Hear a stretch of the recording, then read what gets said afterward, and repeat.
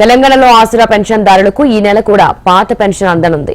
ఈ నెల పాత పద్ధతిలోనే పెన్షన్లు ఇవ్వనుంది కాంగ్రెస్ ప్రభుత్వం. అధికారంలోకి వస్తే పెన్షన్లు పెంచుతామని చెప్పింది కాంగ్రెస్. అయితే హామీపై స్పష్టత లేనందున పాత తరహాలోనే పెన్షన్లు ఇస్తున్నారు. 1-2 రోజుల్లో లబ్ధిదారుల ఖాతాల్లోకి పెన్షన్ల సొమ్ము జమ అయ్యేలా సన్నాహాలు చేస్తున్నారు.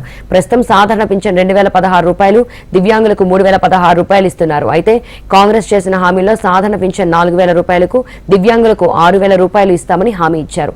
అయితే దీనిపై ఇంకా క్లారిటీ రాలేదు. ప్రస్తుతం కాంగ్రెస్ ప్రవేశపెట్టిన అభయహస్తం 6 గ్యారెంటీలు పథకాల అమల్లో ఉన్నాయి. దీనికి సంబంధించిన ప్రాసెస్ జరుగుతోంది. ఒక్కో పథకానికి లక్షల దరఖాస్తులు రావడంతో వాటి డేటాను ఎంట్రీ చేస్తున్నారు. తర్వాత అర్హత కలిగిన వారిని గుర్తించి వారికి పథకాలను అందించనున్నారు. ఈ మొత్తం వ్యవహారం అవ్వడానికి ఇంకా కొంత సమయం పట్టనుంది. అందువల్లనే కొత్త పింఛన్ల హామీని ఇంకా మొదలు పెట్టలేదని అధికారులు చెబుతున్నారు. మొత్తం పథకాలన్నీ ఒకేసారి అమల్లోకి వస్తాయని, అప్పటి నుంచే పింఛన్ల పెంపు కూడా వర్తిస్తుందని చెబుతున్నారు.